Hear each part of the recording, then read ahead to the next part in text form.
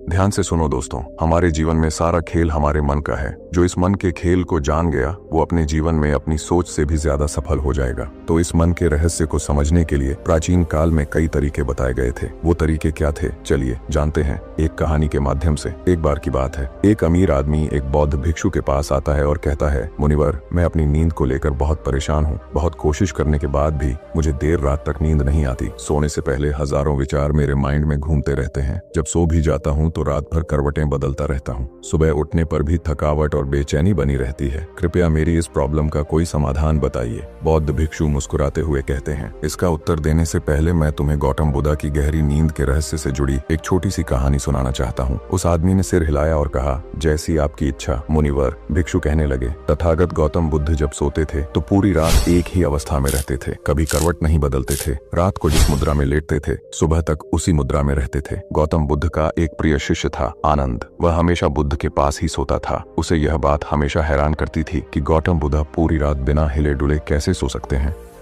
जब भी रात को आनंद की आंख खुलती वह यही देखता कि बुद्ध उसी मुद्रा में सो रहे हैं। एक दिन आनंद की क्यूरियोसिटी इतनी बढ़ गई कि वह खुद को रोक नहीं सका।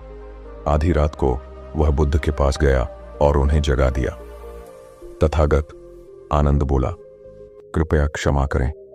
मैं जानता हूं कि यह सवाल पूछने का सही समय नहीं है, क्योंकि आप दिन भर चलते हैं, लोगों को धम्मा का ज्ञान देते हैं और उनकी समस्याओं का समाधान करते हैं। लेकिन मेरी जिज्ञासा अब इतनी बढ़ चुकी है कि मैं उसे रोक नहीं पा रहा। आनंद बोला, मैं सुबह तक इंतजार नहीं कर सकता। कृपया मेरे प्रश्न का उत्तर दीजिए और मेरी जिज्ञासा को शांत कीजिए। मैं पिछले 20 वर्षों से आपके साथ हूं और मैंने हमेशा देखा है कि आप पूरी रात एक ही अवस्था में रहते हैं। आप जरा भी नहीं हिलते। तो क्या आप सच में सोते हैं या नहीं?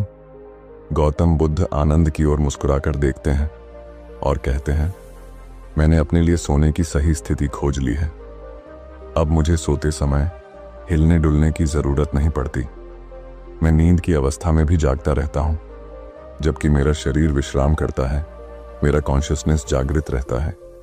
सवाल यह नहीं है कि नींद में शरीर हिलता है या नहीं। सवाल यह है कि मन स्थिर क्यों नहीं रहता। असल समस्या शरीर की नहीं, मन की है। मन ही है जो अशांत रहता है, और जब तक मन अशांत है तब तक शरीर भी चैन से नहीं रह सकता। फिर बुद्ध ने कहा, लेकिन मैं अब इन सब से परे जा चुका हूं। अब मेरे भीतर मन नाम की कोई चीज नहीं बची है। जब मैं सोने जाता हूं तो मेरा शरीर शव की तरह निश्चल हो जाता है।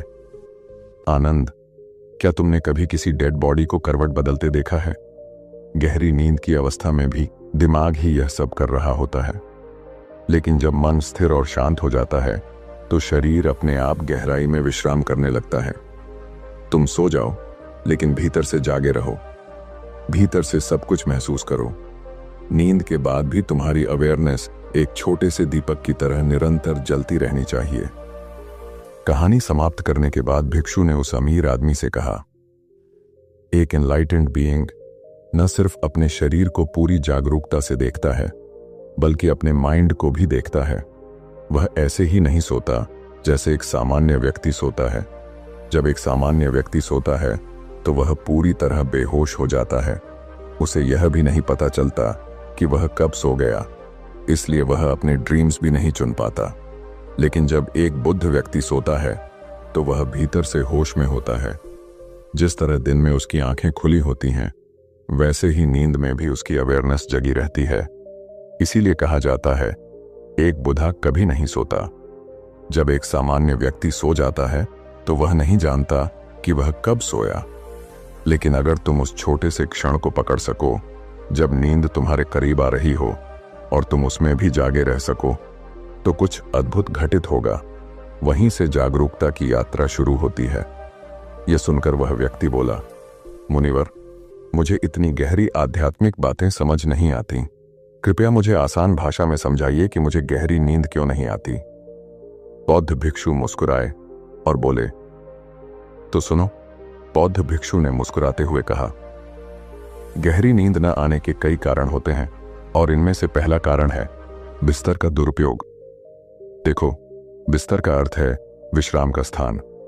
लेकिन आजकल लोग उसी बिस्तर पर बैठकर खाना खाते हैं, मोबाइल चलाते हैं फिल्में देखते हैं, ऑफिस का काम करते हैं, पढ़ाई करते हैं और कभी कभी तो गप्पें भी वहीं जमती हैं।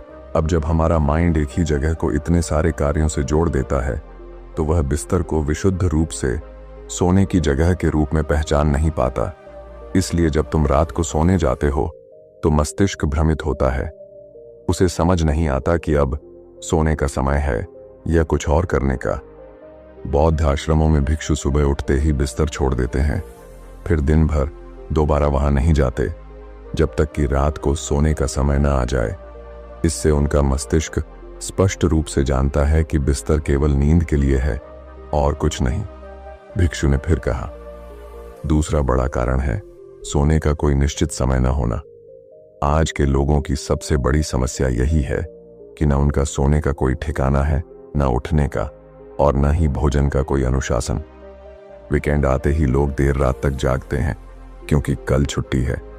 अगर मूवी शुरू कर दी तो पूरी देखे बिना चैन नहीं आता, चाहे रात के 2 बजे क्यों न बज जाएं। धीरे धीरे ये आदतें शरीर की बायोलॉजिकल घड़ी को बिगाड़ देती हैं। फिर नींद न आना, थकान, चिड़चिड़ापन, ये सब उसके परिणाम हैं। बौद्ध भिक्षु हर दिन एक निश्चित समय पर हल्का भोजन करते हैं और उस समय का पालन करते हुए सो जाते हैं। उनकी ये सादी जीवन शैली उन्हें गहरी नींद और मानसिक शांति देती है। तीसरा कारण, भिक्षु बोले, सोने से पहले नकारात्मक विचारों में डूब जाना। जब हम बिस्तर पर लेटे होते हैं और दिन भर की चिंताओं को दोहराते हैं तो हमारा सबकॉन्शियस माइंड उस समय सबसे ज्यादा सक्रिय होता है। वो उस हर विचार को पकड़ लेता है जो हम उस समय सोचते हैं। वो नहीं समझता कि यह अच्छा है या बुरा, वह बस उसे सत्य मानकर उस दिशा में काम करने लगता है। इसलिए अगर तुम सोने से पहले अपने दुख, गुस्से, डर और परेशानियों को सोचते हो तो सुबह उठते ही वही तुम्हारे साथ होंगे, क्योंकि माइंड उन्हें दोहराना शुरू कर देगा।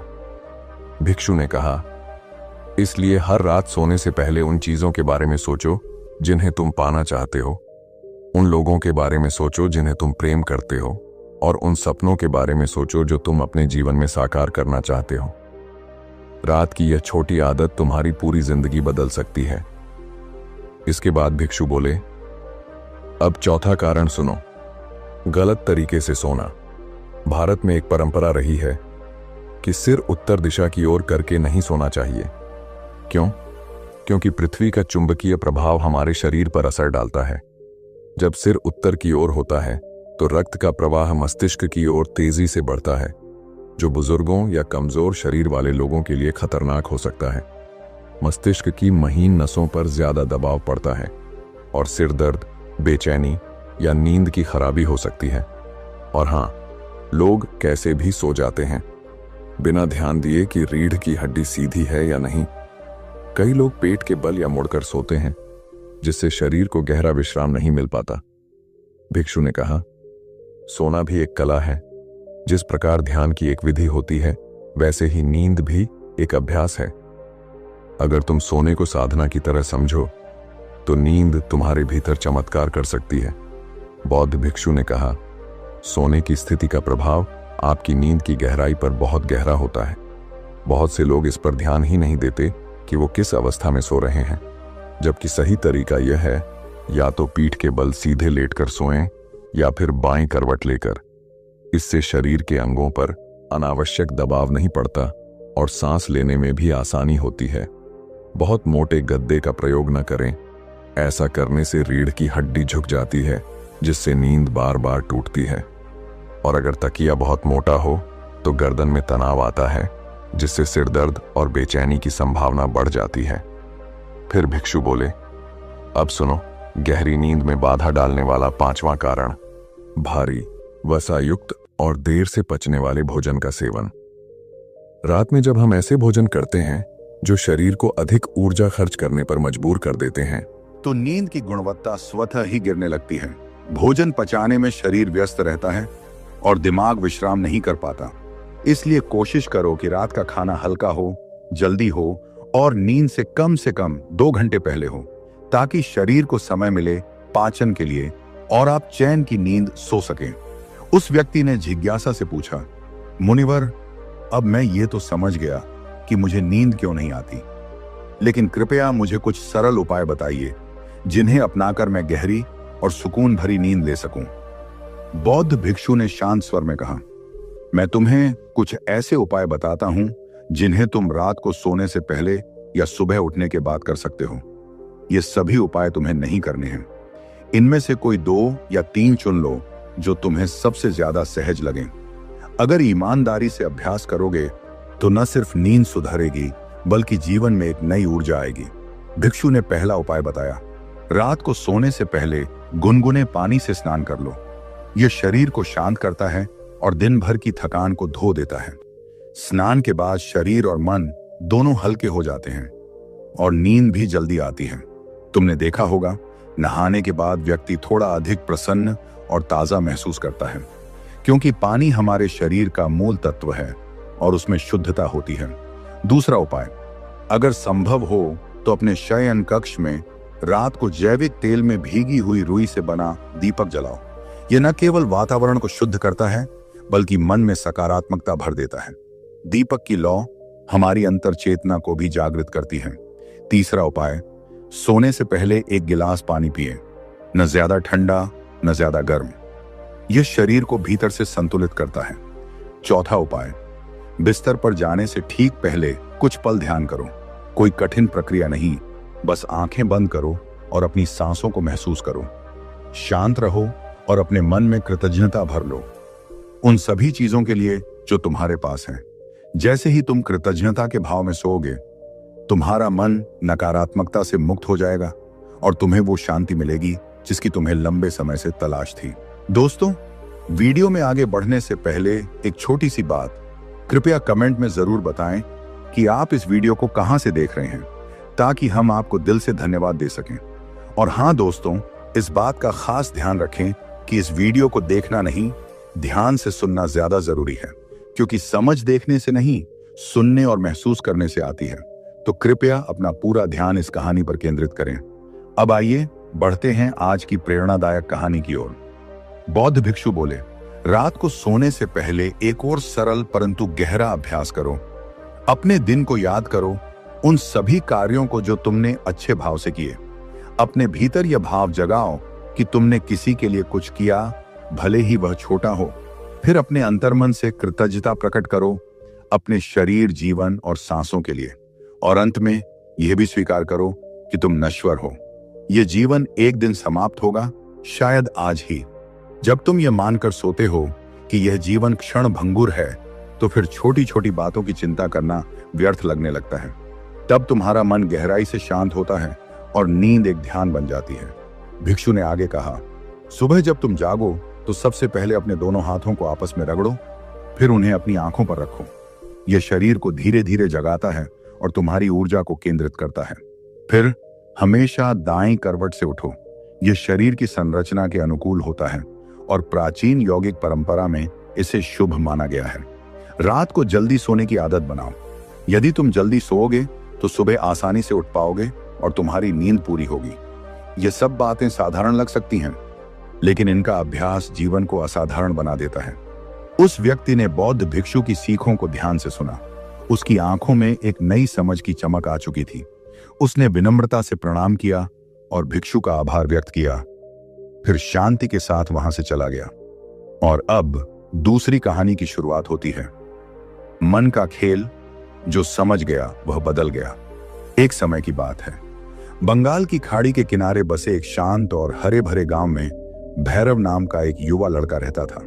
जब भी कोई उसे नकारात्मक प्रतिक्रिया देता या असफलता उसके रास्ते में आती, तो वह तुरंत चिंता और तनाव में डूब जाता।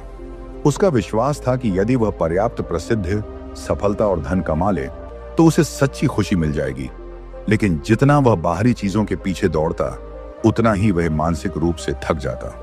एक दिन अचानक शक्ति का सामना महाकौशल नामक एक महान संत से हुआ, जो महात्मा बुद्ध के शिष्य और एक कुशल ध्यान साधक थे। महाकौशल की उपस्थिति में असीम शांति थी, जिसने शक्ति को गहराई से प्रभावित किया। शक्ति ने उनसे पूछा, गुरुदेव, मैं निरंतर कुछ पाने की दौड़ में लगा हूं, परंतु न जाने क्यों कभी संतुष्ट नहीं होता। मेरा मन हर समय बेचैन रहता है। कृपया मुझे बताएं, क्या मैं इस मानसिक अशांति से छुटकारा पा सकता हूं? महाकौशल मुस्कुराए और बोले, तुम्हारा मन एक उफनती नदी की तरह है, हर पल कुछ न कुछ बहा ले जाती है, पर कभी शांत नहीं होती। तुम्हें इसे बहने देना सीखना होगा, न कि इसे रोकने की कोशिश करनी चाहिए। शक्ति थोड़ा चकित हुआ और बोला, परंतु मेरे विचार और इच्छाएं मेरी पहचान है, उन्हें जाने देना मेरे लिए कैसे संभव है? महाकौशल ने एक सरल दृष्टांत दिया। कल्पना करो कि तुम्हारे हाथ में पानी से भरा एक गिलास है। जैसे जैसे तुम उसे पकड़े रहते हो, उसका भार महसूस होने लगता है। थोड़ी देर बाद वह बोझ बन जाता है और हाथ में पीड़ा होती है। यदि तुम उस गिलास को नीचे रख दो तो वह पीड़ा तुरंत समाप्त हो जाती है। उसी प्रकार तुम्हारे विचार और इच्छाएं भी बोझ हैं। जब तक तुम उन्हें पकड़े रहोगे वे तुम्हें पीड़ा देंगे, लेकिन यदि तुम उन्हें स्वीकार करके जाने दोगे तो तुम्हें गहराई से राहत मिलेगी। भैरव ध्यान से सुन रहा था। उसके भीतर कुछ हल्का होने लगा था, मानो कोई बोझ जिसे वह वर्षों से ढो रहा था धीरे धीरे पिघलने लगा हो। बुद्ध ने कहानी को आगे बढ़ाया। उस दिन के बाद शक्ति ने अपने विचारों को पकड़ना बंद कर दिया। अब वह उन्हें बस आते जाते देखता, बिना किसी निर्णय, बिना किसी संघर्ष के। धीरे धीरे उसे यह बोध हुआ कि उसकी इच्छाएं ही उसकी पीड़ा का स्रोत थी। जैसे जैसे वह ध्यान की गहराइयों में उतरा, उसने महसूस किया कि सच्ची शांति केवल वर्तमान में ही मिल सकती है। अतीत की स्मृतियां और भविष्य की कल्पनाएं केवल भ्रम हैं। वर्तमान क्षण में जीकर ही कोई व्यक्ति अपने मन के बवंडर से मुक्त हो सकता है। भैरव अब न केवल सुन रहा था, बल्कि उस कहानी को अपने भीतर महसूस भी कर रहा था। उसकी सांसें गहरी हो गई थीं और चेहरा शांत। उसने पहली बार जाना कि शांति बाहर नहीं, बल्कि मन की गहराई में होती है। धीरे धीरे शक्ति का मन एक शांत झील की तरह स्थिर हो गया, जो अब बाहर की हलचल को भी सहजता से अपने भीतर प्रतिबिंबित करने लगा। उसने जीवन की सादगी में संतोष ढूंढ लिया था और भौतिक चीजों के प्रति उसकी आसक्ति क्षीण हो चुकी थी। जब यह बदलाव लोगों के बीच चर्चित हुआ तो दूर दराज के क्षेत्रों से लोग उसके पास मार्गदर्शन लेने आने लगे। अब शक्ति सिर्फ एक व्यक्ति नहीं रहा था, बल्कि वह शांति और आत्मबोध का प्रतीक बन गया था। वह लोगों को सिखाता कि कैसे अपने विचारों की बेड़ियों को तोड़कर भीतर के मौन से जोड़ा जा सकता है। कई लोगों के जीवन में इस मार्गदर्शन से सकारात्मक परिवर्तन आने लगे। जब महाकौशल ने यह कथा पूरी की तो कुछ क्षणों का मौन रखा गया, ताकि उसका भाव भैरव के अंतर्मन में उतर सके। भैरव ने धीरे से महात्मा बुद्ध की ओर देखा और कहा, गुरुदेव, मुझे इस कथा में गहरा ज्ञान दिखाई देता है, पर मैं यह जानना चाहता हूं कि इसे अपने जीवन में उतारूं कैसे। मैं अपने भटकते हुए मन को कैसे शांत कर सकता हूं। इस छोटे से अभ्यास से उसके भीतर एक अलौकिक शांति का अनुभव जागा। उसे यह भी स्मरण हुआ कि उसकी सांसें सदा उसके साथ थीं, जैसे कोई मौन मित्र जो उसे हर बार वर्तमान की गोद में लौटने का निमंत्रण देता था। महात्मा बुद्ध की आंखों में प्रसन्नता की झलक थी। उन्होंने कहा, प्रिय भैरव, मन को शांत करना एक सतत साधना है। जैसे नियमित व्यायाम से शरीर बलवान होता है, वैसे ही नियमित अभ्यास से मन भी स्थिर और निर्मल होता है। भैरव ने श्रद्धा से सिर झुकाया। उसने अपने भीतर परिवर्तन की एक नई शुरुआत को महसूस किया। उसने निश्चय किया कि वह प्रतिदिन अभ्यास करेगा, अपने विचारों को समझेगा, उन्हें स्वीकारेगा और धीरे धीरे मुक्त करेगा। महात्मा बुद्ध ने स्नेह से उसके कंधे पर हाथ रखा और बोले, मुझे तुम पर भरोसा है भैरव। तुम्हारी यात्रा अभी शुरू हुई है और मुझे विश्वास है कि तुम अपने भीतर की शांति को जरूर प्राप्त करोगे। महात्मा बुद्ध ने भैरव की आंखों में झांकते हुए कहा, तुम्हें जल्द ही अपनी आंतरिक शांति प्राप्त होगी, लेकिन यह रास्ता सरल नहीं होगा। हर दिन तुम्हें धैर्य, समर्पण और निष्कपट प्रयास से यह यात्रा तय करनी होगी। अगर तुम सच में प्रयास करोगे तो वह टुकड़ा जो सदा से तुम्हारे भीतर छिपा है तुम्हें मिल जाएगा। उस दिन से भैरव ने पूरी निष्ठा के साथ अपने अशांत मन को शांत करने का अभ्यास शुरू कर दिया। वह प्रतिदिन एक निश्चित समय पर ध्यान करने बैठता। वह अपने भीतर उठने वाले विचारों को रोकने की बजाय उन्हें स्वाभाविक रूप से आने और जाने देता, और हर बार जब उसका ध्यान भटकता वह अपनी सांसों के बहाव में लौट आता। समय के साथ भैरव को अपने भीतर एक गहराई से जुड़ने का अनुभव होने लगा, एक ऐसी मौन शांति जो किसी बाहरी वस्तु से नहीं बल्कि उसकी स्वयं की जागरूकता से उत्पन्न हुई थी। भैरव अब केवल एक साधारण युवक नहीं रह गया था, बल्कि गांव भर में उसे ज्ञान और शांति का स्रोत माना जाने लगा। जिन्हें मानसिक अशांति या जीवन में उलझने थीं, वे सब भैरव के पास मार्गदर्शन लेने आने लगे। भैरव न तो खुद को कोई गुरु मानता और न ही वह किसी पर उपदेश थोपता। वह बस वही साझा करता जो उसने स्वयं के भीतर खोजा था। महात्मा बुद्ध के एक साधारण भिक्षु के रूप में भैरव अब आत्म जागरूकता और ध्यान की शक्ति को लोगों के बीच बांट रहा था। वह उन्हें सिखाता था कि कैसे अपनी सांसों पर ध्यान केंद्रित कर अपने विचारों को मुक्त करना सीखा जा सकता है। धीरे धीरे उसके प्रयासों का असर दिखने लगा। गांव के लोग शांत और सजग हो गए। जीवन में संतुलन और समझ बढ़ी। अब वे छोटी छोटी बातों पर क्रोधित नहीं होते, बल्कि ध्यानपूर्वक प्रतिक्रिया देते। भैरव की यह सादगी भरी शिक्षाएं दूर दूर तक फैलने लगी। आसपास के गांवों और शहरों से लोग उसके परिवर्तन की कहानी सुनते और उससे मिलने आते। जो लोग अपने जीवन में मानसिक तनाव और बेचैनी से पीड़ित थे, उन्हें भैरव में आशा की किरण दिखाई देती। भैरव की शिक्षाएं केवल ध्यान तक सीमित नहीं थीं। वह लोगों को यह समझाते कि ध्यान केवल आंखें मूंद कर बैठने का अभ्यास नहीं है, बल्कि हर क्षण को पूर्ण जागरूकता के साथ जीने की कला है। वह सिखाता था, जब खाओ तो हर कौर का स्वाद महसूस करो, जब चलो तो अपने कदमों की ध्वनि सुनो, जब सूरज की रोशनी तुम्हारे चेहरे पर पड़े तो उसकी गर्मी को अपने भीतर उतरने दो। यही सच्चा ध्यान है, यही सच्चा जीवन है। भैरव के लिए ध्यान एक जीने का तरीका बन गया था और अब वह इसी अनुभव को हर व्यक्ति तक पहुंचाने का प्रयास करता था। वह न केवल स्वयं शांत था, बल्कि अब दूसरों के जीवन में भी वही शांति और स्थिरता भरने लगा था। बहुत समय पहले की बात है। हिमालय की शांत और ऊंची पहाड़ियों में एक वृद्ध सन्यासी निवास करता था। वह साधना में लीन एक प्रबुद्ध आत्मा था, जिसकी बुद्धिमत्ता और करुणा की चर्चा दूर दूर तक फैली हुई थी। एक दिन एक महिला वहां पहुंची। उसकी आंखों में आंसू थे और चेहरे पर गहरी चिंता की रेखाएं। उसने सन्यासी के चरणों में झुकते हुए कहा, बाबा, मेरा पति मुझसे बहुत सच्चा प्रेम करता था, लेकिन जब से वह युद्ध से लौटकर आया है, वह बिल्कुल बदल गया है। वह मुझसे न बात करता है, न हंसता है। मेरा मन व्यथित है। कहते हैं कि आपकी दी हुई जड़ी बूटी किसी के मन में फिर से प्रेम जागा सकती है। कृपया मुझे वह जड़ी बूटी दें।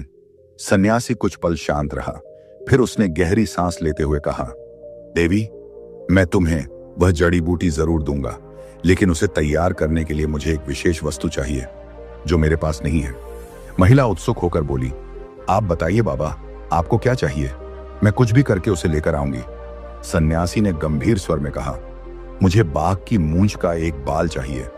महिला अचकचा गई, पर हिम्मत न हारते हुए उसने सिर हिला दिया और अगली सुबह ही जंगल की ओर निकल पड़ी।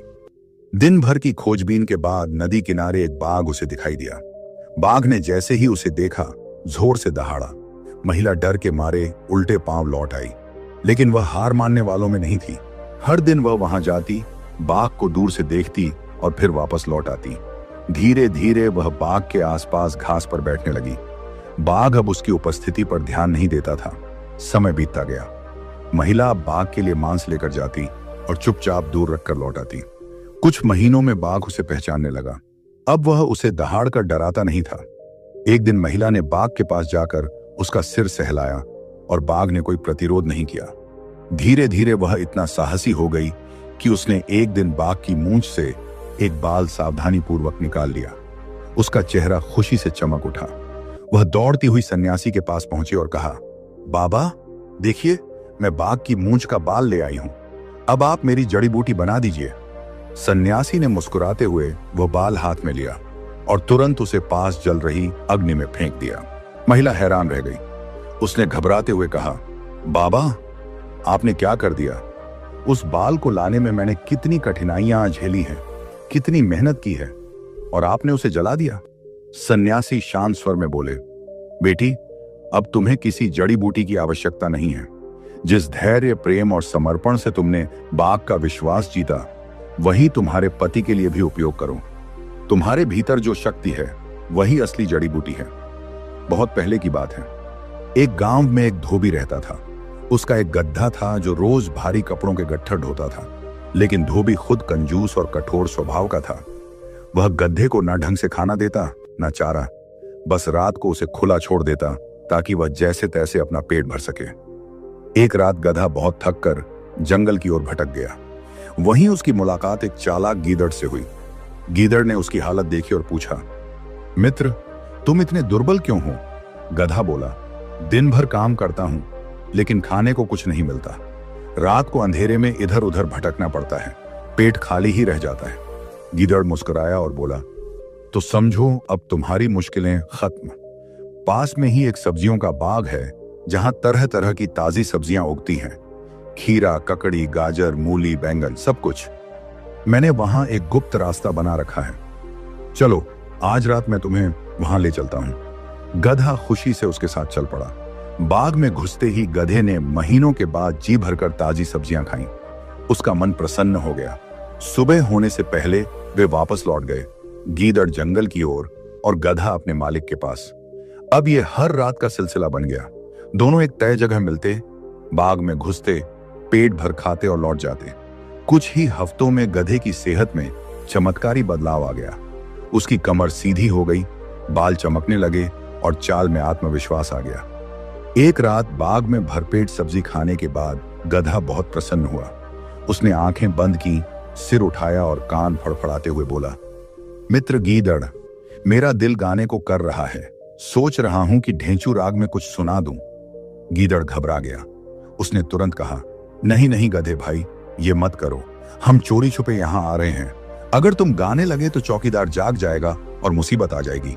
गधा बिगड़ गया। उसने गीदड़ को घूरते हुए कहा, तुम क्या जानो संगीत क्या होता है?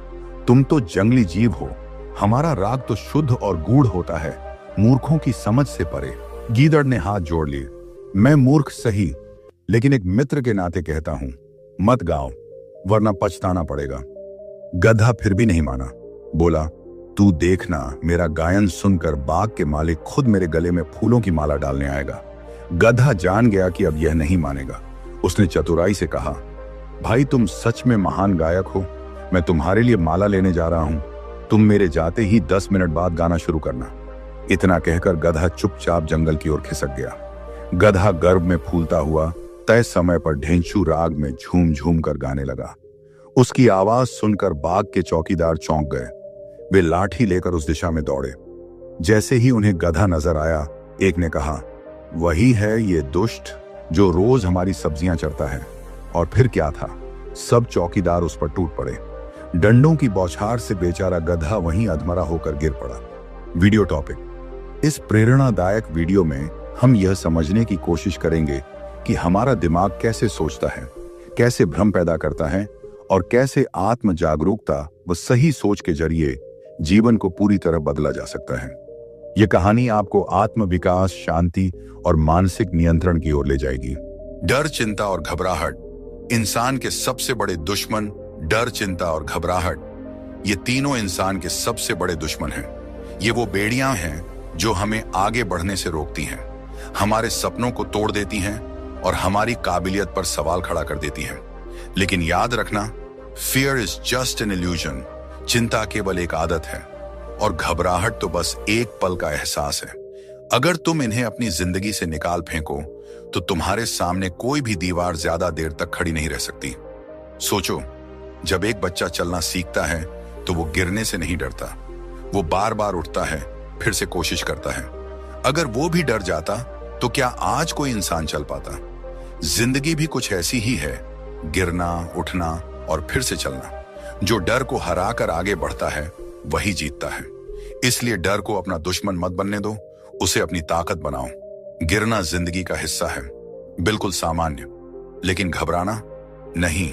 अगर किसी मुश्किल हालात से डरकर तुमने अपने कदम पीछे खींच लिए तो समझो तुमने अपनी हार खुद ही लिख दी। Worry doesn't solve problems, it magnifies them।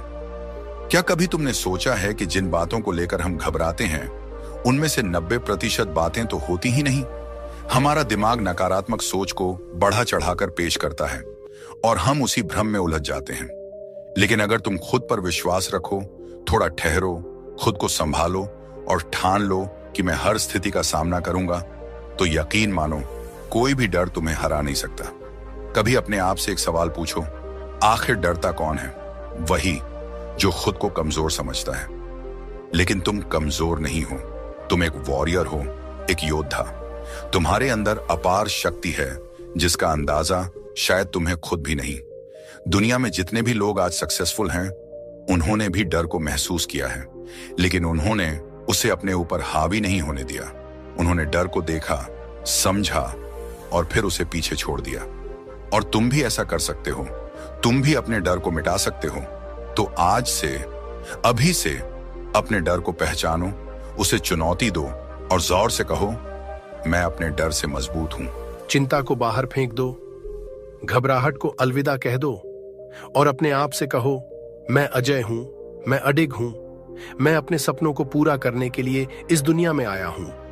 अब एक पल के लिए कल्पना करो, रात का सन्नाटा है, हल्की हल्की हवा बह रही है, चारों तरफ शांति है, लेकिन तुम्हारे अंदर एक तूफान चल रहा है।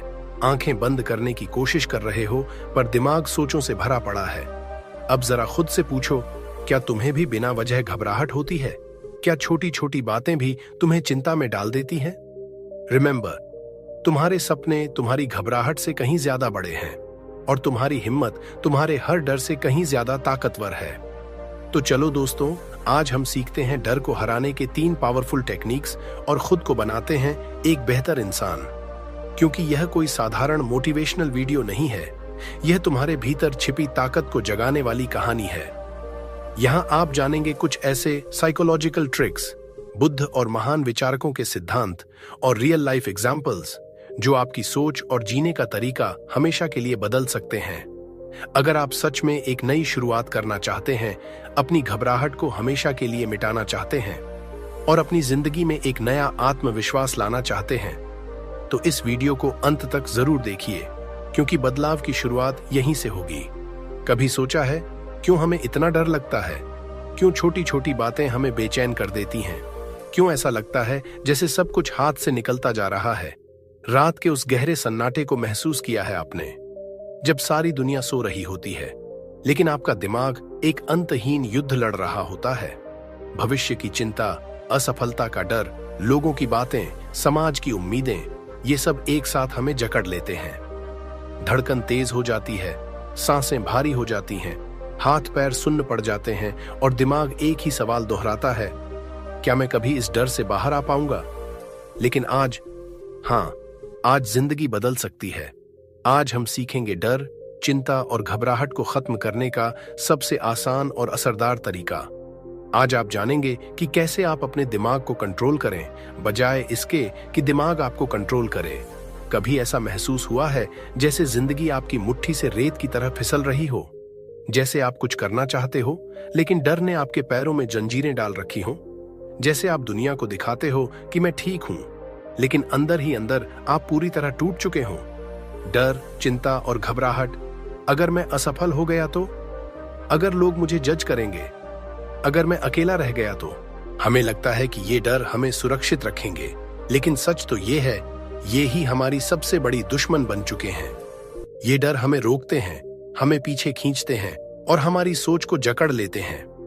लेकिन अब सोचो, क्या हो अगर मैं कहूं कि ये डर सिर्फ एक भ्रम है?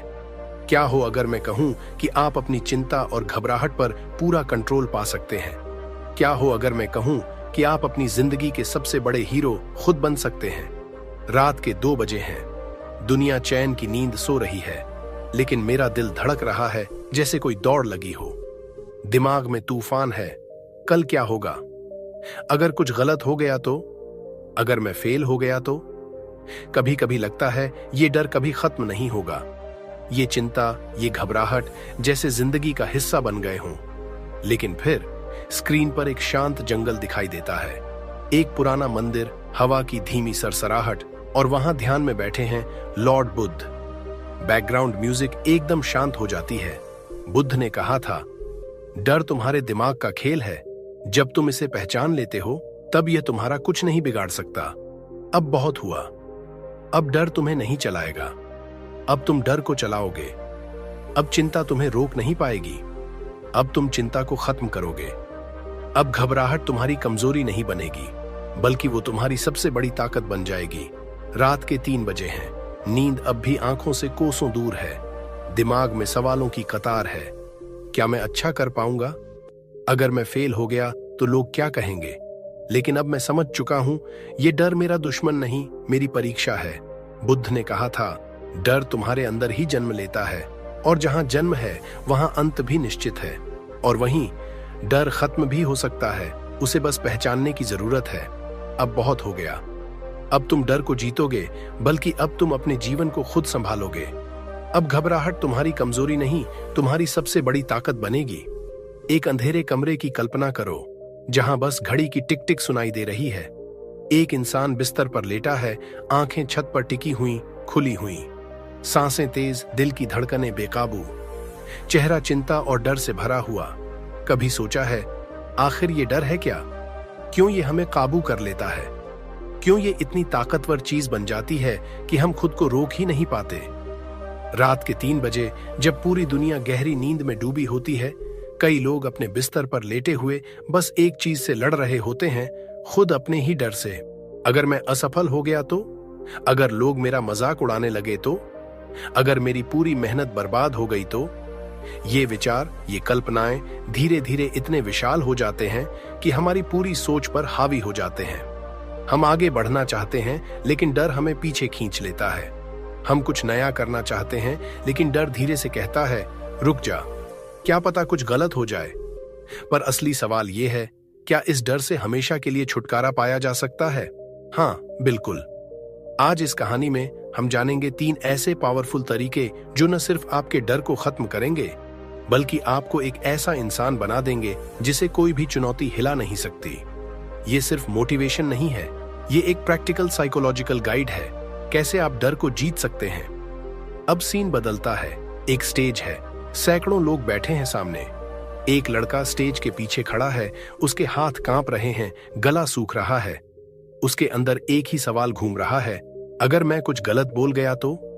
क्या आपने भी कभी ऐसा महसूस किया है? कोई नया कदम लेने से पहले, कोई बड़ा फैसला करने से पहले, या सबके सामने कुछ बोलने से पहले अचानक से घबराहट का तूफान आ जाए, हथेलियां पसीने से भीग जाएं, दिल इतनी तेजी से धड़के कि खुद की आवाज सुनाई न दे। यही है डर का असली चेहरा। डर वो चीज है जो हमें खुद पर शक करने पर मजबूर कर देती है, जो हमें यकीन दिला देती है कि वाह तुम कमजोर हो, तुम हार जाओगे। लेकिन सच्चाई कुछ और है। डर सिर्फ दिमाग का एक खेल है। वो तब तक ताकतवर है जब तक तुम उसे ताकत देते हो। अब एक और दृश्य आता है। एक छोटा बच्चा पहली बार साइकिल चला रहा है। हथेलियां हैंडल पर कांप रही हैं, गति धीमी है, पैर डर से रुकते हैं। फिर वह लड़खड़ाता है, गिरता है, लेकिन फिर उठता है, फिर से कोशिश करता है, और कुछ देर में वो साइकिल चला लेता है। यही है डर की सबसे बड़ी सच्चाई। डर असली नहीं होता, वो बस एक कल्पना है। वो बस उतना ही बड़ा है जितना बड़ा तुम उसे बनने देते हो। जैसे ही तुम डर को चैलेंज करने की हिम्मत करते हो, वो अचानक गायब हो जाता है। अब समय आ गया है, तुम अपने डर को कंट्रोल करना सीखो, बजाय इसके कि डर तुम्हें कंट्रोल करे। कभी महसूस हुआ है जब दिल बेकाबू धड़क रहा हो, हथेलियां पसीने से भीग रही हों और दिमाग में बस एक सवाल गूंज रहा हो, क्या होगा अगर सब गलत हो गया? यही डर, यही चिंता, यही घबराहट जो दिखने में छोटे लगते हैं, असल में हमारी सबसे बड़ी लड़ाई है। एक एग्जाम हॉल है, हर डेस्क पर सिर झुकाए छात्र बैठे हैं, कुछ लिख रहे हैं, कुछ सोच में डूबे हैं। लेकिन एक लड़का बस अपनी कॉपी को घूर रहा है। उसके हाथ कांप रहे हैं, माथे पर पसीना, दिल की धड़कन जैसे किसी ड्रम की तरह बज रही हो। उसके चेहरे पर डर और चिंता की परछाई साफ झलक रही है। यही है चिंता और घबराहट का असली रूप। वो आवाज जो उसके भीतर कहती है, तुम फेल हो जाओगे, तुमसे नहीं होगा, तुम हारने वाले हो। पर सवाल यह है, क्या यह आवाज सच में उसकी अपनी है, या यह सिर्फ एक भ्रम है? बुद्ध ने कहा था, जिस चीज को तुम अपना सबसे बड़ा डर मानते हो, असल में वो बस तुम्हारे दिमाग का खेल है। यह डर, यह चिंता, यह घबराहट हमारे मन की बनाई हुई रचना है। और अगर ये हमारे मन ने बनाई है, तो इसे तोड़ने की ताकत भी हमारे अंदर ही है। क्या तुमने कभी खुद से यह पूछा है, मैं और बेहतर कैसे बन सकता हूं? मैं वह इंसान कैसे बनूं जिसे देखकर खुद मुझ पर गर्व हो? मैं अपनी बेस्ट वर्जन कैसे बनूं? अगर ये सवाल तुम्हारे भीतर कभी उठे हैं, तो यकीन मानो तुम सही रास्ते पर हो। लेकिन एक बड़ी समस्या है, ज्यादातर लोग सपने तो देखते हैं पर कदम नहीं बढ़ाते। वो सोचते हैं, एक दिन मैं बदलूंगा, एक दिन सब बेहतर होगा, पर वो एक दिन कभी आता नहीं। तो अब सवाल है, वो एक दिन आज कैसे बने? कैसे खुद को बेहतर, मजबूत और शांत बनाया जाए। शुरुआत होती है खुद को जानने से। तुम्हें यह समझना होगा कि तुम्हारी सबसे बड़ी कमजोरी क्या है, तुम्हारी सबसे सच्ची ताकत क्या है, तुम किस चीज से सबसे ज्यादा डरते हो। ये सवाल छोटे लग सकते हैं, पर जब तुम इनका जवाब खोजने लगते हो तो तुम बदलने लगते हो। एक शांत कमरा, तुम अकेले बैठकर खुद से बातें कर रहे हो। मुझे सबसे ज्यादा डर किससे लगता है, मुझे सबसे ज्यादा खुशी कब मिलती है, मैं कब खुद को सबसे कमजोर महसूस करता हूं। जैसे जैसे इन सवालों के जवाब सामने आने लगते हैं, तुम्हारे अंदर कुछ बदलने लगता है। बेहतर बनने के लिए सिर्फ सोचने से काम नहीं चलेगा, हर दिन एक छोटा कदम उठाना पड़ेगा। तुम फिट बनना चाहते हो तो आज ही पहली एक्सरसाइज करो, भले ही सिर्फ 10 मिनट की। तुम कॉन्फिडेंस बढ़ाना चाहते हो तो आज ही किसी नए इंसान से बात करने की कोशिश करो। तुम अमीर बनना चाहते हो तो आज ही एक नई चीज सीखो जो तुम्हें उस रास्ते पर ले जाए। हर दिन एक छोटा कदम धीरे धीरे तुम्हें उस मुकाम तक पहुंचा सकता है जिसका तुमने कभी सिर्फ सपना देखा था। अब दृश्य बदलता है, एक आदमी किताब पढ़ रहा है, दूसरा पसीने से तरबतर जिम में मेहनत कर रहा है, तीसरा अपने लैपटॉप पर कुछ नया सीख रहा है। सभी में एक चीज समान है, धैर्य। कोई भी इंसान एक दिन में महान नहीं बनता, हर सफलता के पीछे सालों की मेहनत होती है। तो अगर तुमने ठान लिया है कि मैं खुद को बेहतर बनाऊंगा, तो फिर किसी भी असफलता को अपनी रुकावट मत बनने दो। हर दिन मेहनत करो, हर दिन थोड़ा और सुधार लाओ, हर दिन अपने डर को थोड़ा और कमजोर करो। क्योंकि जिस दिन तुम पूरी तरह बदल जाओगे, लोग कहेंगे यह इंसान कुछ अलग है। तो अब फैसला तुम्हारे हाथ में है। क्या तुम तैयार हो खुद को बेहतर बनाने के लिए? क्या तुम वो एक दिन आज से शुरू करना चाहते हो? अगर हाँ, तो आज से तुम्हारी जिंदगी बदलने वाली है। बहुत समय पहले की बात है। मगध राज्य का एक प्रसिद्ध नगर था, विहारापुर। ये नगर अपनी समृद्धि, व्यापार और सांस्कृतिक वैभव के लिए जाना जाता था। वहीं एक धनी व्यापारी रहता था, वसुदेव। वसुदेव केवल धनवान ही नहीं था, बल्कि अत्यंत दयालु और परोपकारी भी था। उसकी पत्नी सुमित्रा और पुत्र आदित्य भी धर्मपरायण और सरल हृदय थे। परंतु वसुदेव के मन में एक सवाल हमेशा खटकता रहता था, मोह और ममता का बंधन क्या कभी टूट सकता है? क्या सच्चा त्याग संभव है? वह कई विद्वानों और साधुओं से मिला, बहस की, चर्चाएं की, पर मन को तसल्ली नहीं मिली। एक दिन नगर में एक प्रसिद्ध बौद्ध भिक्षु पधारे, महात्मा आनंद। वे गौतम बुद्ध के प्रिय शिष्य माने जाते थे। उनकी आंखों में शांति, चेहरे पर तेज और वाणी में ऐसी करुणा थी कि सुनने वाला मंत्रमुग्ध हो जाए। वसुदेव ने निश्चय किया, अब की बार वह अपने प्रश्न का उत्तर अवश्य पाएगा। उसने महात्मा आनंद को अपने घर आमंत्रित किया। सादा भोजन हुआ, वातावरण शांत था। भोजन के बाद वसुदेव ने हाथ जोड़कर पूछा, गुरुदेव, मैं जानना चाहता हूं, क्या त्याग का मतलब है अपनी संपत्ति को छोड़ देना? क्या सब कुछ त्याग देना ही सच्ची मुक्ति है? महात्मा आनंद मुस्कुराए। उनकी मुस्कान में गहरा अर्थ छुपा था।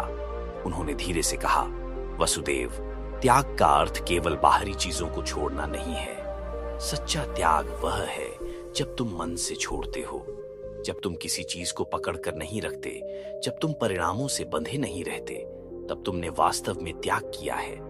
वसुदेव थोड़े उलझे, पर कैसे गुरुदेव? हम घर, परिवार, धन, इनसे जुड़ जाते हैं, कैसे संभव है मन से त्याग करना? महात्मा आनंद ने उत्तर में एक कहानी सुनाई। एक बार एक यात्री रेगिस्तान में भटक गया। उसके पास एक थैली थी जिसमें कुछ सिक्के थे। उसे प्यास लगी थी, पर वह सिक्कों की थैली को इतना कसकर पकड़े था कि पानी की तलाश में भी वह थैली नहीं छोड़ रहा था। कुछ दूर एक कुआं मिला, लेकिन रस्सी खींचने के लिए दोनों हाथ चाहिए थे, पर वह थैली छोड़ने को तैयार नहीं था। अंततः वह प्यास से बेहोश हो गया। जब उसे होश आया तो उसने पहली बार सोचा, अगर मैंने यह थैली थोड़ी देर के लिए ही छोड़ दी होती तो मैं जिंदा रह सकता था। वही त्याग है वसुदेव, जरूरत के समय सही निर्णय लेना और यह जानना कि क्या पकड़ना है और क्या छोड़ना है। वसुदेव ध्यान से सुन रहा था। अब उसकी आंखों में चमक थी, मानो कोई पुराना पर्दा हट गया हो। महात्मा आनंद बोले, त्याग कोई त्याग नहीं जब तक वह भीतर से न हो। जो त्याग दिखावे के लिए है वह मोह का ही रूप है। पर जो त्याग समर्पण से है वह मुक्ति है। वसुदेव ने उस दिन पहली बार जाना कि त्याग का अर्थ सिर्फ त्याग नहीं बल्कि स्वीकृति है। हर चीज को उसकी प्रकृति के साथ स्वीकार कर उसे जब समय आए प्रेम पूर्वक छोड़ देना ही सच्चा त्याग है। उस रात वसुदेव ने अपनी सबसे कीमती थाली दान नहीं की, न ही कोई गहना छोड़ा। उसने जो छोड़ा वह था अपने मन का बंधन, और तभी से उसकी असली यात्रा शुरू हुई। अहंकार से समर्पण की, मोह से मुक्ति की और संग्रह से संतोष की। वसुदेव ध्यान मग्न मुद्रा में महात्मा आनंद के चरणों में बैठा था। अब वह केवल एक व्यापारी नहीं रहा था, उसकी दृष्टि बदल रही थी, सोच बदल रही थी। परंतु परिवर्तन की इस यात्रा में अंतिम मोड़ अभी बाकी था। महात्मा आनंद ने कहा, वसुदेव, सच्चा त्याग वह है जिसमें हम अपने मन के मोह, अहंकार और इच्छाओं को छोड़ दें। और फिर उन्होंने एक कथा सुनाई। एक बार एक राजा था जो सांसारिक सुखों से ऊब गया था। उसने राज्य त्याग कर जंगल में तपस्या करने का निश्चय किया। वह कुटिया में रहने लगा, भिक्षा पर जीवन बिताने लगा। परंतु उसका मन हर रोज अपने महलों, अपने सेवकों और वैभव की यादों में खो जाता। क्या यह त्याग था? महात्मा आनंद ने पूछा। वसुदेव ने सिर झुकाया। नहीं गुरुदेव, अगर मन में अभी भी मोह बचा हो तो वह सच्चा त्याग नहीं हो सकता। महात्मा आनंद मुस्कुराए। बिल्कुल सही, त्याग शरीर से नहीं मन से होता है। वसुदेव की आंखों में एक नई रोशनी थी। उसने उसी क्षण निश्चय किया, अब वह केवल बाहरी जीवन नहीं बदलेगा, अंदर से भी बदलने की यात्रा शुरू करेगा। अगले दिन वह अपने परिवार से विदा लेकर महात्मा आनंद के साथ विहार की ओर चल पड़ा। विहार का जीवन सरल था, अनुशासित था और मोह मुक्त था। धीरे धीरे वसुदेव ने अपनी इच्छाओं पर नियंत्रण पाना शुरू किया, पर मन को बांधना आसान नहीं था। कभी कभी वह अपने पुत्र आदित्य की हंसी याद करता, पत्नी सुमित्रा की स्नेह भरी आंखें याद आती। महात्मा आनंद ने यह देख लिया। उन्होंने वसुदेव को एक विशेष ध्यान साधना दी, जिसका उद्देश्य था मन के बंधनों को काटना। वसुदेव ने दिन रात साधना में डूबना शुरू किया।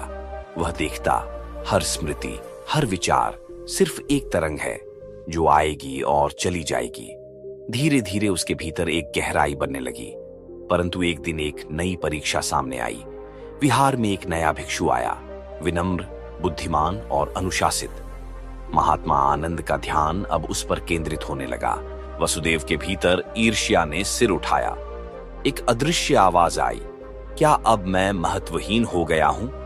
महात्मा आनंद ने वसुदेव को एक दिन ध्यान के बाद बुलाया। वसुदेव, क्या तुमने वास्तव में त्याग किया है? वसुदेव ने कहा, मैंने सब कुछ छोड़ दिया है गुरुदेव। महात्मा आनंद मुस्कुराए, तो क्या अहंकार भी छोड़ दिया है? वसुदेव चुप हो गया। उसे पहली बार एहसास हुआ वह अब भी अपनी पहचान, महत्व और मान से जुड़ा हुआ था। उस रात वसुदेव ने मौन साधना की। अगली सुबह वह सबसे पहले उस नए भिक्षु के पास गया और विनम्रता से कहा, भाई, मुझे तुमसे बहुत कुछ सीखना है। अब वसुदेव बदल चुका था। उसका मन करुणा से भर गया था।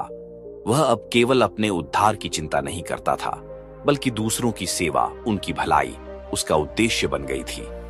एक दिन समाचार आया, नगर में अकाल पड़ा है, उसका परिवार संकट में है। वसुदेव का मन डगमगाया, क्या वह लौट जाए? महात्मा आनंद ने कहा, वसुदेव, मोह के बिना सेवा करो। अगर तुम मोह से बंधे तो त्याग अधूरा रहेगा। वसुदेव ने अपना निर्णय लिया। वह वहीं रहा, पर प्रतिदिन प्रार्थना करता रहा। वह अब हर भूखे को अन्न देता, हर दुखी के लिए प्रार्थना करता, हर पीड़ित को आश्रय देता। समय बीतता गया। वसुदेव अब केवल वर्तमान में जीता था, न अतीत की स्मृतियां, न भविष्य की चिंताएं, केवल शुद्ध अस्तित्व। महात्मा आनंद ने एक दिन उसके सिर पर हाथ रखे, अब तुमने त्याग का सच्चा अर्थ जान लिया है। उस रात ध्यान में बैठा वसुदेव अपने भीतर प्रकाश को अनुभव करता है। अब उसके भीतर कोई बंधन नहीं बचा था, न मोह, न अहंकार, न इच्छा, केवल शांति। उसका हृदय कह रहा था, मैं मुक्त हूं। क्या त्याग का कोई और गहरा अर्थ भी है? वसुदेव ने पूछा। महात्मा आनंद मुस्कुराए। त्याग केवल भौतिक वस्तुएं छोड़ने का नाम नहीं है वसुदेव। सच्चा त्याग तब होता है जब मन मोह, अहंकार और इच्छाओं से मुक्त हो जाए। यदि कोई व्यक्ति सब कुछ छोड़कर जंगल में चला जाए लेकिन उसका मन अब भी उन्हीं वस्तुओं में उलझा रहे, तो वह सच्चा त्याग नहीं, केवल पलायन है। उस रात वसुदेव करवटें बदलता रहा। महात्मा आनंद के शब्द उसके भीतर गूंजते रहे। उसने अपने महल की ऊंची खिड़की से बाहर देखा, जहां दूर दूर तक उसके खेत, व्यापारिक भवन और गोदाम फैले थे। उसी क्षण सुमित्रा आई। स्वामी, आप चिंतित लग रहे हैं, क्या कोई समस्या है? वसुदेव ने धीमे स्वर में कहा। मैं सोच रहा हूं कि जो कुछ भी मेरे पास है, क्या वही जीवन का अंतिम सत्य है, या कोई और भी गहराई है जिसे मैं अब तक नहीं पहचान पाया? सुमित्रा हल्की मुस्कान के साथ बोली, आपका मन पहले भी ऐसे सवाल करता रहा है, लेकिन क्या आपने कभी उनका उत्तर खोजने की साहसिक कोशिश की है? उस रात वसुदेव को एक अजीब स्वप्न आया। वह एक विशाल समुद्र में खड़ा था। चारों ओर सोने चांदी की वस्तुएं तैर रही थीं, पर जैसे ही वह उन्हें पकड़ने की कोशिश करता, वे जल में घुल जाती। तभी एक रहस्यमयी आवाज आई, जो कुछ भी देख रहे हो वह अस्थाई है, उसे पकड़ना व्यर्थ है। वसुदेव की नींद खुल गई। उसके माथे पर पसीना था। अब वह निर्णय कर चुका था, उसे अपने भीतर के प्रश्नों का उत्तर पाना ही होगा। अगले दिन वह महात्मा आनंद के विहार पहुंचा। वहां का शांत वातावरण, झरने की कलकल ध्वनि, पक्षियों का मधुर गीत, मानो सब कुछ उसे एक नई दिशा दे रहे थे। वसुदेव ने प्रणाम कर कहा, गुरुदेव, मैं आपके मार्ग पर चलना चाहता हूं। महात्मा आनंद ने आंखें खोली और बोले, पहले यह समझो, त्याग केवल वस्त्रों या स्थानों का नहीं, बल्कि मन की वासनाओं और अंतर्निहित इच्छाओं का होता है। क्या तुम अपने मोह से सचमुच मुक्त हो सकते हो? वसुदेव ने विहार में रहकर अभ्यास शुरू किया, लेकिन मन बार बार पीछे खींचता। वह सुमित्रा और आदित्य को याद करता। उसका हृदय कभी कभी रो देता। ध्यान के दौरान उसने एक दिन अपने पुत्र को रोते देखा। सुमित्रा उसे चुप कराने की कोशिश कर रही थी। यह दृश्य इतना सजीव था कि वसुदेव भीतर से हिल गया। क्या मेरा कर्तव्य केवल खुद को मुक्त करना है? उसका मन पूछ रहा था। या मेरा कर्तव्य अपने परिवार के प्रति भी है? महात्मा आनंद ने उसकी बेचैनी भांप ली। मोह हमेशा परीक्षा लेता है वसुदेव। अगर तुम्हारा हृदय अब भी बंधनों में है तो तुम्हारा त्याग अधूरा है। अब अगला चरण शुरू हुआ। महात्मा आनंद ने उसे वन में एकांत साधना के लिए भेजा। प्रकृति की गोद में जाओ और खुद को भीतर से शुद्ध करो। वसुदेव झरने के पास एक कुटिया बनाकर रहने लगा। वह कठोर तप करता, ध्यान में लीन रहता। उसका शरीर क्षीण हो गया, पर आत्मा मजबूत होने लगी। कभी कभी उसे लगता वन के प्राणी उससे संवाद कर रहे हैं। कभी वह अपने भीतर अजीब सी आकृतियां देखता, जो शायद उसके पुराने संस्कार थे। एक तूफानी रात उसकी साधना को तोड़ने आई, पर इस बार वह डगमगाया नहीं। उसने संकल्प किया, अब पीछे नहीं लौटूंगा। एक दिन एक वृद्ध भिक्षु उस वन में आया। उसने पूछा, पुत्र, तुम क्या खोज रहे हो? वसुदेव ने उत्तर दिया, मैं त्याग का सच्चा अर्थ समझना चाहता हूं। वृद्ध मुस्कुराया, त्याग कोई स्थान बदलना नहीं, बल्कि मन की आसक्ति को त्यागना है। वसुदेव के भीतर जैसे कोई पर्दा हट गया। समय बीतता गया। साल दर साल वसुदेव भीतर से निर्मल होता गया, लेकिन अंतिम परीक्षा अब भी बाकी थी। एक दिन एक भिक्षु दौड़ते हुए आया। तुम्हारे नगर में अकाल पड़ा है, लोग भूख से मर रहे हैं, तुम्हारा परिवार भी संकट में है। वसुदेव का मन कांप उठा। क्या मुझे लौट जाना चाहिए? क्या यह मेरा कर्तव्य है, या मेरी साधना अब टूटी मानी जाएगी? महात्मा आनंद ने शांत स्वर में कहा, त्याग का अर्थ यह नहीं कि तुम कर्तव्य से भागो। सच्चा त्याग वह है जब तुम मोह से रहित होकर निष्काम भाव से कार्य करो। वसुदेव अपने नगर लौट गया, लेकिन अब वह पहले जैसा नहीं था। उसने सभी की सेवा की, अपने परिवार की मदद की, लेकिन बिना किसी लालच या मोह के। लोगों ने पूछा, तुम इतने वर्षों में क्या लेकर लौटे हो? वसुदेव ने उत्तर दिया, मैं कुछ लेकर नहीं लौटा, मैं बहुत कुछ छोड़कर लौटा हूं, अपना मोह, अहंकार और वासनाएं। समय के साथ वसुदेव ने संन्यास धारण किया। एक दिन गहन ध्यान में उसे आत्मज्ञान प्राप्त हुआ। अब वह जान चुका था, जीवन का सच्चा सुख भूत या भविष्य में नहीं, बल्कि इसी क्षण में है। महात्मा आनंद ने उसे आशीर्वाद देते हुए कहा, अब तुम्हारी यात्रा पूर्ण हुई। अब तुम स्वयं के वास्तविक स्वरूप को जान चुके हो। एक शांत रात थी। चांदनी महल की छत पर बिछी थी और हवा में हल्की नमी थी। राजकुमार सिद्धार्थ टहलते हुए अपने गुरु देवदत्त के पास रुके और पूछा, गुरुदेव, क्या जीवन केवल इन भौतिक सुखों और विलासिता तक ही सीमित है, या इससे परे भी कोई ऐसी खुशी है जो कभी समाप्त नहीं होती? देवदत्त ने गंभीर स्वर में उत्तर दिया, राजकुमार, सच्चा सुख मन की शांति में है, लेकिन यह शांति केवल वही पा सकता है जो मोह, माया और अहंकार से परे चला गया हो। इन शब्दों ने सिद्धार्थ के अंतर्मन को झकझोर दिया। उन्होंने पहली बार महल से बाहर निकलने का निर्णय लिया।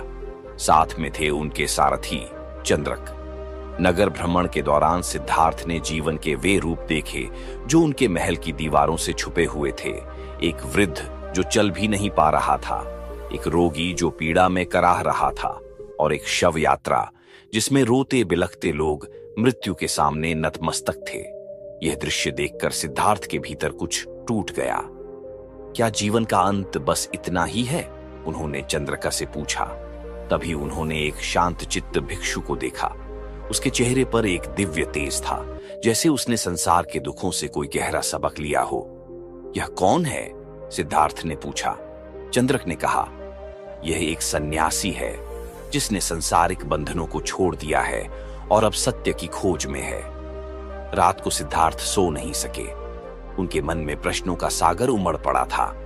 यदि अंत सबका एक जैसा है, वृद्धावस्था, बीमारी और मृत्यु, तो इस जीवन का वास्तविक उद्देश्य क्या है? लेकिन यह रास्ता आसान नहीं था। एक ओर था उनका कर्तव्य, राज्य, माता पिता, पत्नी यशोधरा और नवजात पुत्र राहुल। दूसरी ओर था एक गहरी पुकार, आत्मज्ञान की। एक रात जब सारा महल नींद में डूबा था, सिद्धार्थ अपनी पत्नी और पुत्र को अंतिम बार देखने उनके कक्ष में गए। हृदय भारी था, लेकिन संकल्प और भी गहरा। सारथी चंद्रक के साथ उन्होंने महल छोड़ दिया। आकाश में केवल तारे थे और सामने एक अज्ञात रास्ता। जंगल गहरा था, रात रहस्यमयी, लेकिन सिद्धार्थ का मन निश्चय से प्रज्वलित था। क्या आपको परिवार को छोड़ने का दुख नहीं हो रहा? चंद्रक ने पूछा। सिद्धार्थ मुस्कुराए। यदि मैं इन बंधनों से मुक्त नहीं हुआ तो मेरी खोज अधूरी रह जाएगी। मैं उस सत्य की तलाश में हूं जो मृत्यु के पार है। नदी किनारे पहुंचकर सिद्धार्थ ने अपने शाही वस्त्र, गहने और मुकुट को जल में प्रवाहित कर दिया। अपने लंबे केश काटकर वे एक साधारण सन्यासी बन गए। अब मेरी यात्रा अकेली होगी, उन्होंने चंद्रका से कहा। माता पिता को बताना कि मैं सत्य की खोज में निकला हूं। चंद्रक की आंखें नम थीं, लेकिन उसने आज्ञा का पालन किया। अब सिद्धार्थ एक नए मार्ग पर थे, एक ऐसी यात्रा जो आत्मा की गहराइयों में उतरने वाली थी। पहले उन्होंने योगाचार्य आलार कलाम से शिक्षा ली, ध्यान की ऊंची अवस्था पाई, लेकिन वह अंतिम समाधान नहीं था। क्या यही अंतिम सत्य है? सिद्धार्थ ने पूछा। आलार कलाम बोले, ध्यान तुम्हें शांत करता है, लेकिन मोक्ष के द्वार तक तुम्हें स्वयं ही जाना होगा। इसके बाद सिद्धार्थ ने संत उदक रामपुत्र से शिक्षा ली। यहां भी ज्ञान मिला, लेकिन संतोष नहीं। अंततः उन्होंने कठोर तपस्या का मार्ग चुना। 5 अन्य सन्यासियों के साथ उन्होंने खुद को भूख, प्यास और शरीर की पीड़ा में झोंक दिया। कई दिन वे केवल एक मुट्ठी अन्न या जल पर जीवित रहे, लेकिन फिर भी मन को वह उत्तर नहीं मिला जिसकी उन्हें तलाश थी। एक दिन वे एक वृक्ष के नीचे बैठे ध्यान कर रहे थे। पास ही एक संगीत शिक्षक अपने शिष्य को वीणा सिखा रहा था। यदि तार ढीला हो तो संगीत नहीं निकलेगा, और यदि बहुत कस दिया जाए तो वह टूट जाएगा, शिक्षक ने कहा। यह वाक्य जैसे सिद्धार्थ की चेतना को झकझोर गया। उन्होंने आंखें खोलीं और कहा, त्याग केवल कष्ट सहने में नहीं है। सच्चा त्याग है जीवन के संतुलन को समझना और अपनाना। उन्होंने कठोर तप को त्यागने का निर्णय लिया। जब उनके साथी सन्यासी यह देख रहे थे, उन्होंने सिद्धार्थ को छोड़ दिया। उन्हें लगा कि सिद्धार्थ अब मार्ग से भटक चुके हैं, लेकिन सिद्धार्थ के लिए यह भटकाव नहीं था, बल्कि एक नए प्रकाश की ओर पहला कदम था। भूख, तपस्या और शारीरिक दुर्बलता से ग्रस्त सिद्धार्थ एक विशाल पीपल वृक्ष के नीचे बैठ चुके थे। उनकी आंखों में शांति थी, लेकिन शरीर थक चुका था। उसी समय एक ग्रामीण युवती सुजाता वहां से गुजरी। उसने उन्हें तपस्वी समझा और श्रद्धा से खीर अर्पित की। सिद्धार्थ ने वर्षों बाद भरपेट भोजन किया। जैसे ही खीर उनके भीतर गई, एक अंतर्दृष्टि जाग उठी। यदि शरीर स्वस्थ नहीं रहेगा तो मन की शुद्धि कैसे संभव है? उन्होंने उस पीपल वृक्ष के नीचे बैठते हुए एक महान संकल्प लिया। जब तक मैं परम सत्य को नहीं जान लेता, तब तक इस आसन से नहीं उठूंगा। यह ध्यान कोई साधारण साधना नहीं थी, यह आत्मा का युद्ध था, अपने ही भीतर के अंधकार से।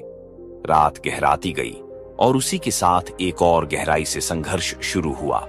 मार, जो अज्ञान, मोह और अहंकार का प्रतीक था, अपनी समस्त मायावी शक्तियों के साथ प्रकट हुआ।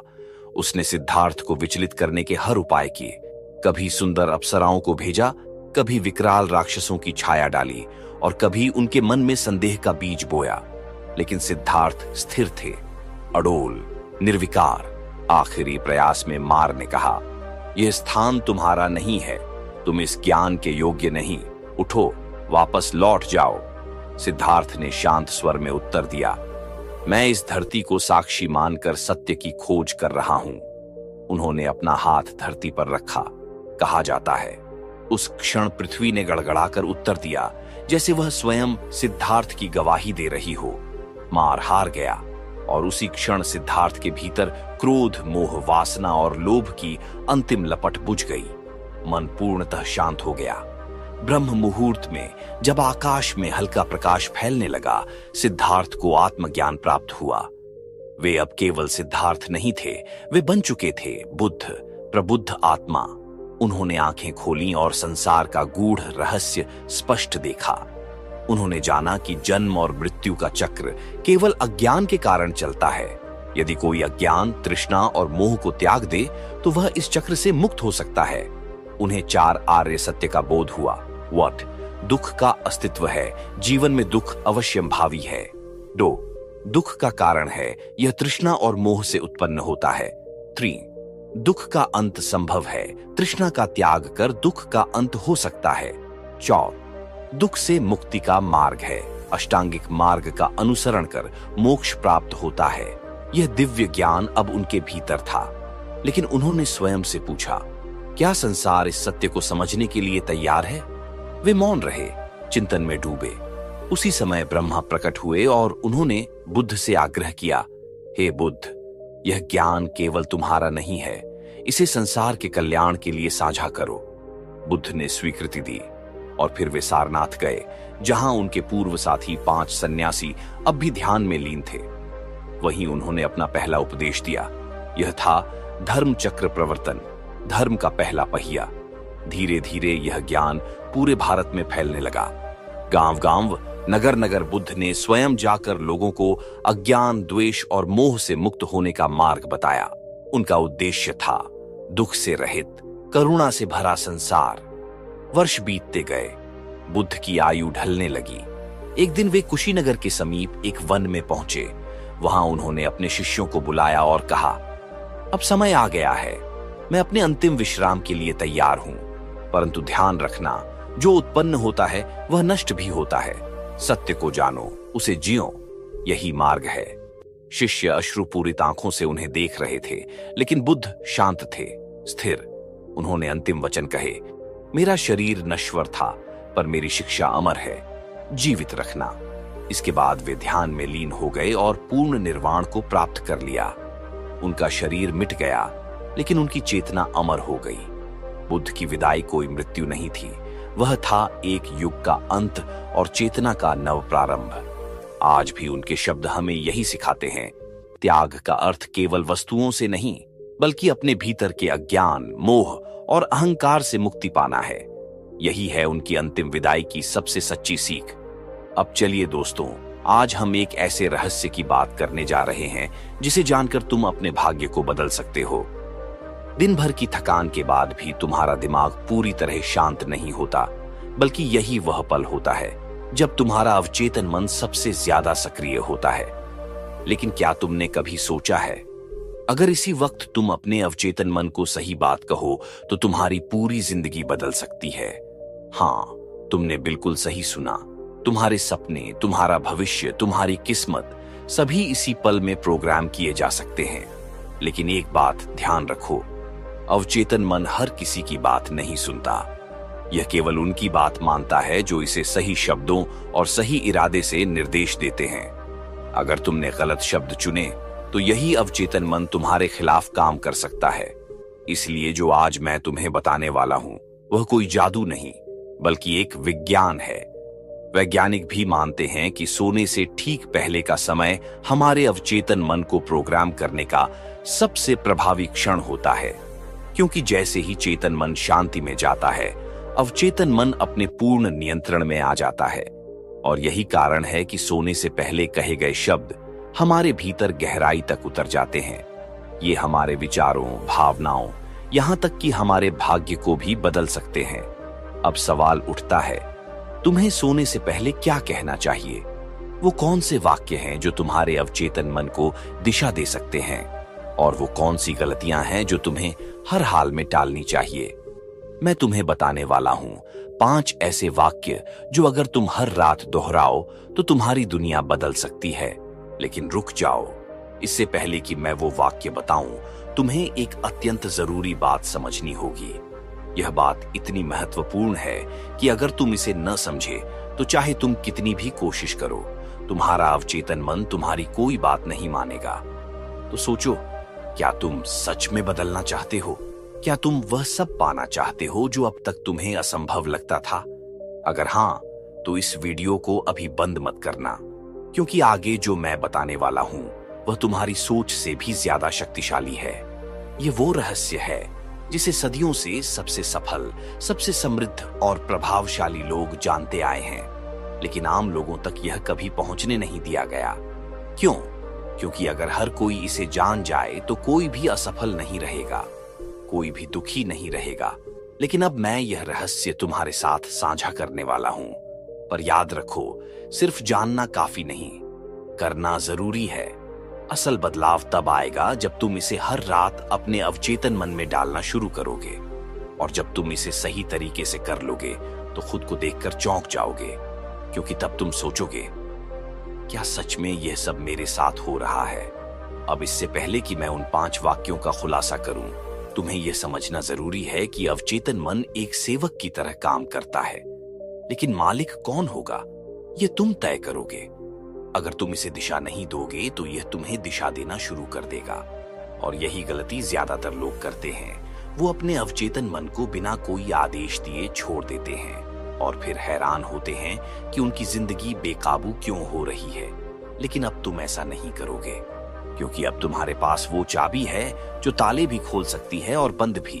तो अब बिना किसी देरी के तैयार हो जाओ, क्योंकि अब मैं तुम्हें बताने वाला हूं वो 5 शक्तिशाली वाक्य जिन्हें अगर तुम हर रात पूरी निष्ठा और विश्वास से दोहराओ तो तुम्हारा अवचेतन मन एक चमत्कारी चुंबक बन जाएगा।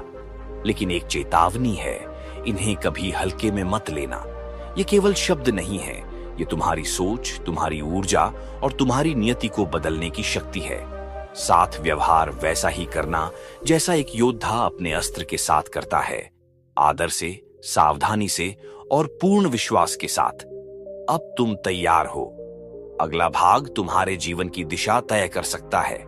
अब सोचो, जिन चीजों के बारे में तुमने सिर्फ सोचा था, अब वो हकीकत बनने लगेंगी। लोग तुम्हारी तरफ आकर्षित होने लगेंगे और मौके खुद चलकर तुम्हारे दरवाजे पर दस्तक देंगे। तो अब बिना किसी देरी के आओ सीधे उन 5 बातों पर आते हैं जिन्हें तुम्हें हर रात सोने से पहले अपने अवचेतन मन को दोहरा कर देने हैं। ध्यान रहे, ये सिर्फ शब्द नहीं है, ये हैं माइंड प्रोग्रामिंग के पावरफुल कमांड्स जो अगर सही भावना और विश्वास से बोले जाएं तो तुम्हारी किस्मत पूरी तरह से बदल सकती है। 1, मैं हर दिन अधिक खुशहाल, सफल और शक्तिशाली बन रहा हूं। जब तुम यह वाक्य बोलते हो, तुम्हारा अवचेतन मन इसे सच मानने लगता है, क्योंकि अवचेतन मन तर्क नहीं करता, वो बस तुम्हारे द्वारा दिए गए निर्देशों को फॉलो करता है। अगर तुम इसे लगातार बोलोगे तो ये तुम्हारे आसपास ऐसे हालात पैदा करेगा जिनसे यह वाक्य हकीकत बन जाएगा। मौके मिलने लगेंगे, किस्मत बदलने लगेगी। लेकिन शर्त एक ही है, इसे महसूस करो। 2, मेरे अंदर असीम ऊर्जा है और मैं हर चुनौती को सहजता से पार कर सकता हूं। ये वाक्य तुम्हारे अंदर छिपी असीम शक्ति को जगा देगा। लोग अक्सर सोचते हैं कि वो कमजोर हैं, पर हकीकत यह है कि उनके अंदर एक इन्फिनिट पावर है। जब तुम यह वाक्य रोज रात बोलोगे तो धीरे धीरे तुम्हारा आत्मविश्वास बढ़ने लगेगा। तुम्हारी बॉडी लैंग्वेज, तुम्हारी सोच सब बदल जाएगी और लोग कहेंगे इसमें कुछ खास बात है। 3, पैसा, सफलता और खुशियां मेरी ओर चुंबक की तरह खींच रही है। ये सुनने में भले साधारण लगे, पर इसका असर जबरदस्त है। जब तुम इसे अपने अवचेतन मन में डालते हो तो एक मैग्नेटिक फोर्स तैयार होती है जो मौके, कनेक्शन और संसाधनों को तुम्हारी तरफ खींचने लगती है। तुम्हारे अंदर से अभाव, डर और असफलता की भावना खत्म हो जाएगी और तुम एक नए विश्वास के साथ जीने लगोगे कि दुनिया तुम्हारे पक्ष में है। 4, मैं हर दिन पहले से ज्यादा आत्मविश्वास से भर रहा हूं और लोग मेरी इज्जत कर रहे हैं। क्या तुमने देखा है कि कुछ लोग किसी भी माहौल में जाते ही सबका ध्यान अपनी तरफ खींच लेते हैं? क्यों? क्योंकि उनके अवचेतन मन में यह गहराई से बैठा होता है कि वो कॉन्फिडेंट और चार्मिंग है। अब यही कमांड तुम जब अपने अवचेतन को दोगे तो तुम्हारा पूरा व्यक्तित्व बदलने लगेगा। लोग तुम्हारी बात सुनेंगे, तुम्हें गंभीरता से लेंगे और तुम खुद को औरों से अलग महसूस करोगे। 5, मैं ब्रह्मांड पर पूरी तरह भरोसा करता हूं और हर चीज मेरे पक्ष में हो रही है। यह वाक्य जितना सरल उतना ही गहरा है। लोग इसीलिए परेशान रहते हैं क्योंकि वो हर चीज को कंट्रोल करना चाहते हैं। लेकिन जब तुम खुद को यूनिवर्स के बहाव में छोड़ देते हो तब चीजें अपने आप आसान होने लगती हैं। तुम सही वक्त पर सही जगह पहुंचने लगोगे और जीवन में सब कुछ सहजता से घटित होने लगेगा। अब सवाल यह है, इन 5 वाक्यों को कितने समय तक दोहराना है? तो सुनो, अगर तुम इन्हें सिर्फ 1 से 2 रात बोलकर भूल गए तो कुछ नहीं बदलेगा। असल जादू तब शुरू होगा जब तुम इन्हें लगातार 21 दिनों तक दोहराओगे। क्यों 21 दिन? क्योंकि मनोविज्ञान कहता है कि नई आदत को दिमाग में सेट करने के लिए कम से कम 21 दिन लगते हैं। जब तुम इन्हें रोजाना भावनाओं और विश्वास के साथ बोलोगे तो यह वाक्य तुम्हारे अवचेतन में ऐसे इंस्टॉल हो जाएंगे जैसे कोई सॉफ्टवेयर कंप्यूटर में। लेकिन सिर्फ दोहराने से नहीं होगा, तुम्हें इसे फील करना होगा। आंखें बंद करो, खुद को वैसा बनता हुआ देखो जैसा तुम बनना चाहते हो। खुद को सफलता, आत्मविश्वास और आनंद से भरा हुआ महसूस करो। अब जानो एक और रहस्य। सोने से पहले और उठते ही हमारा दिमाग एक खास थीटा स्टेट में होता है। इस स्थिति में दिमाग किसी भी विश्वास को आसानी से स्वीकार कर लेता है। तो यह 5 वाक्य सोने से ठीक पहले और सुबह उठते ही बोलना सबसे अधिक प्रभावी रहेगा। अब सोचो, अगर तुम सिर्फ 21 दिन इस अभ्यास को ईमानदारी से कर लो तो क्या होगा? तुम्हारे सोचने का तरीका बदलेगा, तुम्हारी ऊर्जा बदल जाएगी, तुम्हारा आत्मविश्वास और आकर्षण सब कुछ बदलने लगेगा। लेकिन अब सुनो, एक बहुत बड़ा जाल, ट्रैप है जिसमें ज्यादातर लोग फंस जाते हैं। और अगर तुमने भी ये गलती कर दी तो चाहे तुम 100 दिन यह अभ्यास करो, कोई परिणाम नहीं मिलेगा। मैं तुम्हें बताऊंगा वो सबसे खतरनाक गलती जो लोग इस प्रक्रिया के दौरान कर बैठते हैं और कैसे तुम इससे बच सकते हो। अब आते हैं उस सबसे बड़ी गलती पर जो ज्यादातर लोग इस पूरी प्रक्रिया को अपनाते हुए कर बैठते हैं, शक करना। हाँ, सही सुना तुमने, शक। अगर तुम इन वाक्यों को दोहराते समय अपने भीतर ही भीतर यह सोच रहे हो कि क्या सच में कुछ बदलेगा? ज़ेरेनिया, क्या ये मेरे साथ हो पाएगा? या कहीं मैं खुद को बेवकूफ तो नहीं बना रहा? स्विंगल, तो यकीन मानो तुमने उसी पल अपना जादू खत्म कर दिया। अवचेतन मन बहुत ताकतवर होता है, लेकिन वह तर्क नहीं करता, वह तुम्हारी भावनाओं को पकड़ता है। अगर तुमने शब्द बोले लेकिन भावनाओं में शक था तो वह उस शक को सच मान लेता है। यह ठीक वैसा है जैसे किसी बीज को जमीन में बोकर हर दिन जाकर उसे खोदकर देखना कि वह उगा या नहीं। ऐसा करने से बीज कभी अंकुरित नहीं होगा। वैसे ही यह माइंड प्रोग्रामिंग भी तभी काम करेगी जब तुम उसे पूरा विश्वास देकर करो और छोड़ दो की भावना से अपनाओगे। अब सवाल उठता है, क्या सिर्फ 5 वाक्य बोलना ही काफी है? अगर तुम वाकई में अपनी जिंदगी को पूरी तरह बदलना चाहते हो तो 2 और बातें हैं जिन्हें तुम्हें रोज करना होगा। पहली चीज, विजुअलाइजेशन, दृश्य कल्पना। जब भी तुम ये वाक्य बोलो, अपनी आंखें बंद करो और अपने सपनों की जिंदगी को जीते हुए देखो। अगर तुम सफल बनना चाहते हो तो खुद को सफलता की ऊंचाइयों पर देखो। अगर आत्मविश्वास बढ़ाना चाहते हो तो खुद को स्टेज पर बोलते हुए देखो। अगर प्यार और रिश्ते सुधारना चाहते हो तो अपने मनचाहे इंसान के साथ खुशहाल समय बिताते हुए देखो, क्योंकि अवचेतन मन शब्दों से ज्यादा तस्वीरों पर भरोसा करता है। दूसरी चीज, इमोशंस, भावनाएं। अगर तुम इन वाक्यों को बस रटोगे तो कोई फायदा नहीं होगा। इन्हें पूरी भावना के साथ महसूस करना होगा। जब तुम कहते हो मैं हर दिन ज्यादा सफल हो रहा हूं, तो ऐसा बोलो जैसे अभी अभी तुम्हें एक बड़ी जीत मिली हो। जब कहते हो पैसा और सफलता मेरी तरफ खींच रही है, तो अपने अंदर वह उत्साह महसूस करो जैसे अभी तुम्हें कोई बड़ा ऑफर मिला हो। याद रखो, जितनी गहरी फीलिंग उतना गहरा असर। और अब मैं तुम्हें बताने जा रहा हूं एक गुप्त रहस्य, जिसे जानने के बाद तुम्हारी यह पूरी प्रक्रिया 10 गुना ज्यादा असरदार हो जाएगी। ये तकनीक दुनिया के सबसे सफल, प्रभावशाली और अमीर लोग अपनाते हैं। ये रहस्य है एक्ट एज इफ। जो बनना चाहते हो उसे अभी से महसूस करना शुरू करो। अगर अमीर बनना चाहते हो तो खुद को अमीर जैसा महसूस करो। अगर आत्मविश्वासी बनना चाहते हो तो अभी से वैसे सोचो, वैसे चलो, वैसे बोलो। अगर खुशहाल रहना चाहते हो तो अभी से अपने अंदर वह खुशी पैदा करो। तभी ब्रह्मांड तुम्हारी इस ऊर्जा का जवाब देगा। अब यह समय है कार्रवाई का।